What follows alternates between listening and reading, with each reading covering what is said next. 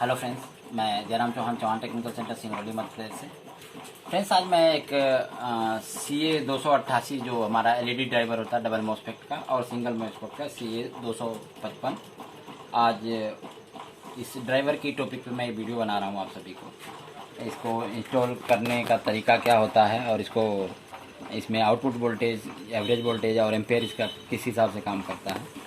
So friend, पहले इसको हम ले लेते हैं डबल मोस्फेट को। ये देखिए हमारा CA 288 है डबल मोस्फेट। इसकी इनपुट वोल्टेज होती है 19 से 45 वोल्ट। हम इसको इनपुट वोल्टेज दे सकते हैं। इसकी आउटपुट वोल्टेज होती है 60 से 165 वोल्ट की इसकी आउटपुट होती है। अब इसमें ये पॉइंट होते हैं, आपको देखिए जो VCC पॉइंट होता है 12 वोल्ट के, 1 2 3 4 5, तो इसमें VCC पॉइंट होता है। उसके बाद ग्राउंड होता है आपका 1 2 3 4 5 ग्राउंड होगा, 5 VCC के पॉइंट होंगे। उसके बाद आपका एक ऑन ऑफ होगा, ये ऑन ऑफ होता है, और एक इसमें एडजस्ट होता है। ये हमारे इनपुट पिन होते हैं जो हमारा कनेक्शन किया जाता है मेन मदरबोर्ड से जो किया जाता है। और आउटपुट में इसमें देखिए ये पॉइंट बना हुआ प्लस और माइनस होता है, और इसमें 6 पॉइंट होते हैं, 2 माइनस, 2 बीच वाले प्लस, फिर 2 माइनस। ठीक है, ये इसके मेन कनेक्शंस हैं। अब इसके बारे में हम बता देते हैं इसका वर्किंग प्रोसेस क्या है। जैसे मान के चलिए हमने यहाँ VCC दे दिया, 12 वोल्ट का हमने VCC दिया यहाँ पे। ये इनपुट है, यहाँ पे हम 12 वोल्ट से लेकर 19 वोल्ट से लेकर 45 वोल्ट तक इनपुट इसमें दे सकते हैं। 12 वोल्ट पे भी ये वर्क करेगा, पर 12 वोल्ट पे वर्क करेगा तो इसको मतलब ये हाई करंट का डबल मोस्फेट आउटपुट है इसका, तो 12 वोल्ट पे इसको बूस्टअप ज़्यादा करना पड़ेगा, इसलिए इस डायोड इस पे मोस्फेट पे हीटिंग आती है।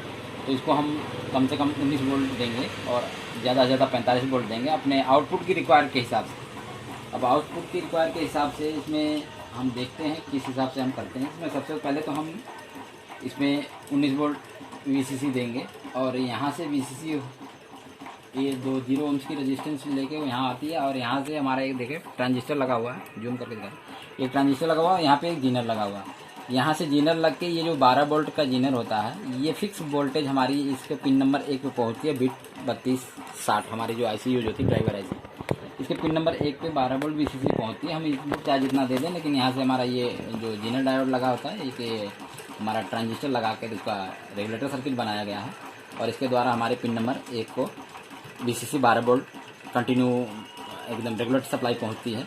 और पिन नंबर 2 जो है, ये इनेबल जो हमारा ऑन ऑफ आता है यहाँ से होके पिन नंबर 2, ये 2 IC इसके अंदर लगे हुए हैं 3260 की, ये इसकी पिन नंबर 2 इनेबल है, दोनों को इनेबल मिलता है पिन नंबर 2 को। और इसकी पिन नंबर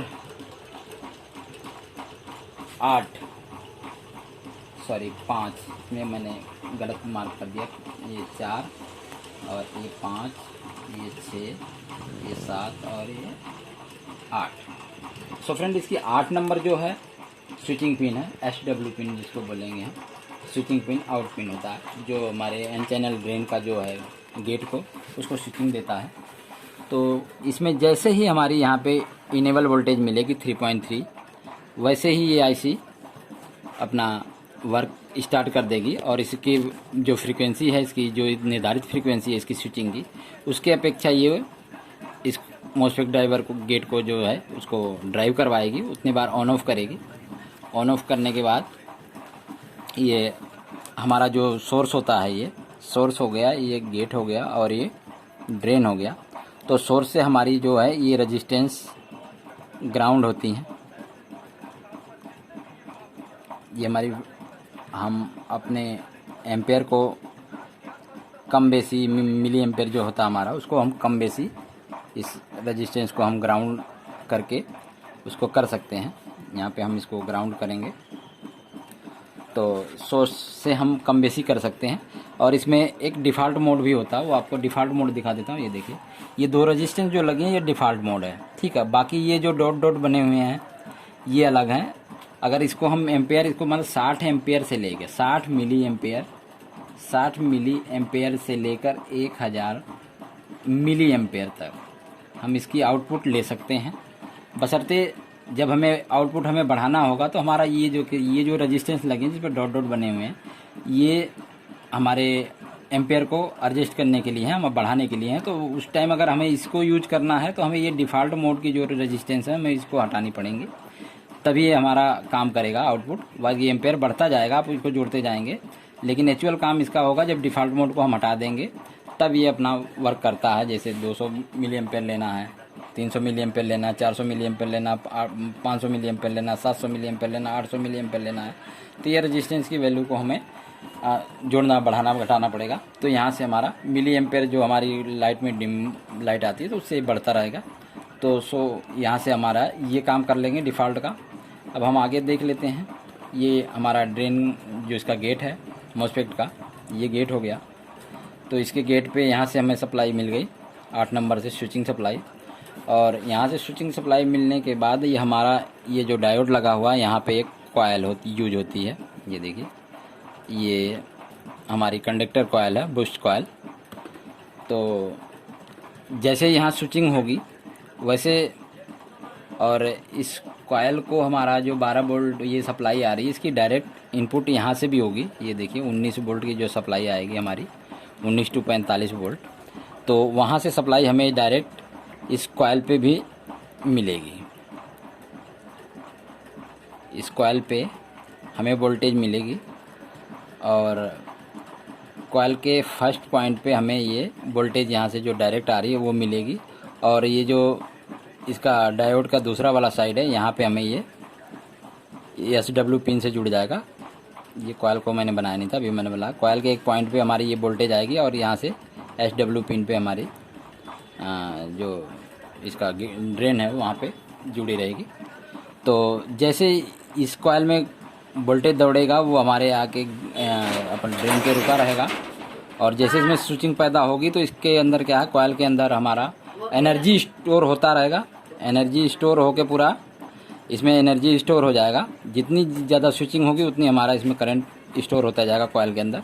और उसके बाद ये जो डायोड लगा हुआ है इससे हम इसको रेक्टिफायर करके बदल के AC को हम फिर DC में बदल के, और इस फिल्टर से हम फिल्टर करके यहाँ पे 60 से 165 वोल्ट प्राप्त कर लेंगे यहाँ पे।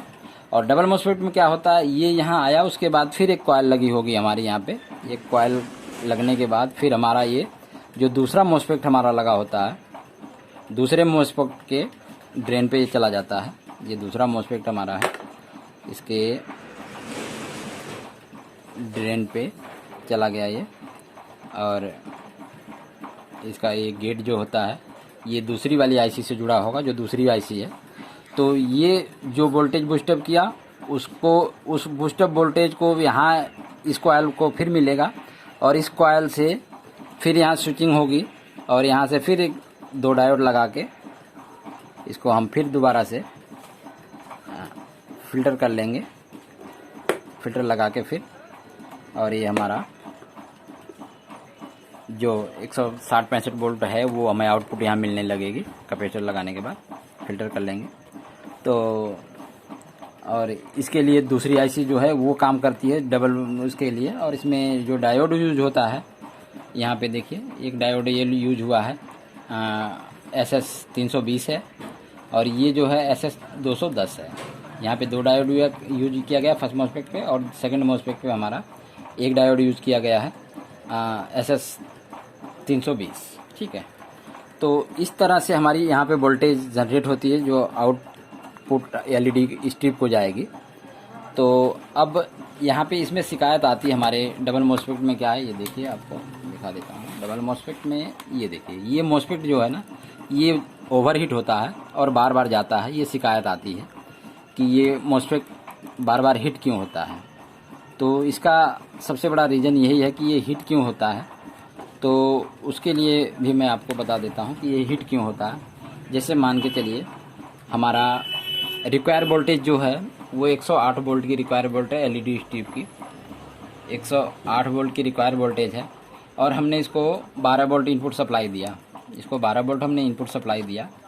तो 12 वोल्ट में इसको बूस्टअप कितना करना पड़ेगा। अगर ये स्विचिंग ज़्यादा करेगा और इसके ये मॉस्फेट ज़्यादा देर तक ऑन रहेगा तो इस पर लोड ज़्यादा पड़ेगा, क्योंकि इसको 10 गुना बूस्ट करना पड़ेगा। 12 वोल्ट सप्लाई है तो 12 10 में 120, 11 गुना कम से कम 11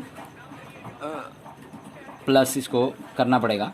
तो इस पे ज़्यादा लोड पड़ेगा और उसके आगे जाएगा इस पे, तो इस पे भी ज़्यादा लोड पड़ेगा, तो इस पे हीटअप ज़्यादा होगी।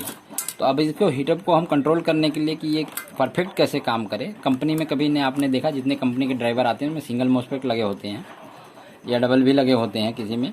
तो सिंगल मॉस्फेट लगते हैं, उनकी इनपुट सप्लाई देखिए कितना बेहतरीन बनाया होता है, 36, 35, 40 ऐसे इनपुट सप्लाई होता है। जहाँ पे 110 वोल्ट 120 वोल्ट की उनको रिक्वायर होती है, वहाँ पे कम से कम वो 40-42 वोल्ट का इनपुट दे देते हैं। तो 40-42 वोल्ट में इनपुट में हमारा कितना हो गया, अगर हमने 40 वोल्ट इनपुट दे दिया तो 3 प्लस कर ले 4 तिहाई 12, 120 वोल्ट हमें प्रेजेंट हो गया और 3 गुना ही इसको बूस्टअप करना पड़ा। और यहाँ पे हमें क्या करना पड़ता है, 10 गुना 12 10 में 120 या 108, 11 गुना, ठीक है। तो ये 11 गुना जब ज़्यादा हो जाएगा तो इस पर स्विचिंग हमारी ज़्यादा देर तक ये मॉस्फेट ऑन रहेगा तो हीट होगा और हीट होने के बाद ये ख़राब हो जाएगा। तो हमें इस चीज़ का ध्यान देना होता है कि इनपुट सप्लाई हम जैसे बढ़ा देंगे तो ये इसकी जो ऑन ऑफ की टाइमिंग रहेगी वो कम हो जाएगी, तो हमारे ये हीटिंग भी कम होगा। जैसे हमने 36 वोल्ट दिया, इसको 36 दे दिया गुड़े 2, 36 दूना 72 वोल्ट। अगर 2 गुना कर रहा तो ये 72 वोल्ट जो रिक्वायर वोल्टेज हमारी स्टीप की है तो 2 गुना ही हुआ, तो वो ज़रा से भी नहीं हीट होगी और ये एलईडी ड्राइवर जो है वो परफेक्ट काम करेगा, इसमें कोई दिक्कत नहीं आएगी। उसी तरह ये गोल्डन आई वाला जो है इसमें भी वही सिस्टम करते हैं हम लोग। इसमें 12 वोल्ट की सप्लाई से हम लेके 11 वोल्ट से इनपुट है, ये 11 वोल्ट से लेके 30 वोल्ट इसको इनपुट दे सकते हैं। और सेम पॉइंट इसी में है, प्लस 2 माइनस 2 प्लस, यहाँ पे VCC ग्राउंड ऑन ऑफ और एडजस्ट कनेक्शन सेम जैसे ये हुआ CA 288 और उसी तरह से ये CA 255 को भी करना है। और इनपुट का वोल्टेज जो है उसमें भी वही ध्यान देना पड़ेगा इनपुट का। और इसमें देखिए मिली एम्पेयर लिख भी रखा होगा आपका, ये देखिए 60 मिली एम्पेयर से लेके 200 मिली एम्पेयर तक करंट ये फ्लो करेगा। और इसमें ये जो है ये इसका डिफ़ॉल्ट वैल्यू है ये 200 मिली एम्पेयर। तो ये जो 1 रेजिस्टेंस लगाया है ये डिफ़ॉल्ट वैल्यू है इसकी, ये 200 मिली एम्पेयर फिक्स देगा स्टार्टिंग में। अगर आप इसको रिमूव कर देते हैं, इसको जंपर लगाएंगे तो ये 60 मिली एम्पेयर की सप्लाई देगा, इसको लगाएंगे तो ये 100 मिली एम्पेयर का सप्लाई देगा, ये 200 200 200। ये अगर इसको बढ़ा देंगे हम 200 200 200 तो 600 मिली एम्पेयर की ये सप्लाई दे देगा अगर तीनों को ज्वाइन कर देंगे। तो ये इस हिसाब से वर्क करता है। फ्रेंड्स, हमें कभी भी है इनपुट सप्लाई जो है, इनपुट सप्लाई पे ध्यान देना है। अगर हमें आउटपुट के रिक्वायर्ड के हिसाब से हम इनपुट देंगे तो हमारा ड्राइवर एकदम परफेक्ट काम करेगा और नॉर्मल हीट होगा। अगर हमें 60 वोल्ट की ज़रूरत है तो हमें अगर हम 36 वोल्ट भी इसके इनपुट दे देंगे, जो सप्लाई है 36 वोल्ट इनपुट दे देंगे तो 3 दूना 60, ठीक है। इसको डबल से भी कम करना पड़ेगा तो 36 दूना 72 हो गया। और हमारा ये रिक्वायर्ड वोल्टेज 60 है, तो 60 है तो हमारा को इसको 2 गुना से कम भी करना पड़ा तो ये और परफेक्ट रहेगा। ये हमारा जो मॉस्फेट है ये ज़रा से भी नहीं हीट होगा और हमारी बैकलाइट परफेक्ट काम करेगी। और आउटपुट को हम निर्धारित करने के लिए जो हमारे यहाँ से देखिए, ये देखिए ये यहाँ से फीडबैक जा रही है इसके कैथोड से, ये उठ के चला जाता है OCP ओवर करंट प्रोटेक्शन की, जो ये पिन है हमारी 5 नंबर की, इस पे चला गया। तो यहाँ से ये फीडबैक आउटपुट से जाता है तो ये जो हमारे LED की जो स्टिप होती है उसके लोड के हिसाब से यहाँ पे पता लग जाता है कि इसमें हमें कितनी रिक्वायर वोल्ट की ज़रूरत है। तो यहाँ पे ये फ्रीक्वेंसी उतने हिसाब से वो फिक्स वोल्टेज यहाँ से निकलने लगता है और उसी हिसाब से फ्रीक्वेंसी इसकी एडजस्ट हो जाती है। सो फ्रेंड, ये जहाँ तक मुझे जानकारी थी मैंने आपको बताया और इस तरह से ड्राइवर वर्क करते हैं। दोनों के दोनों ड्राइवर हम इंस्टॉल करते हैं किसी टीवी के अंदर और बहुत जेन्युइन परफेक्ट काम करता है अगर ये वाला आइडिया हम लेके चलें तो। Thank you friends.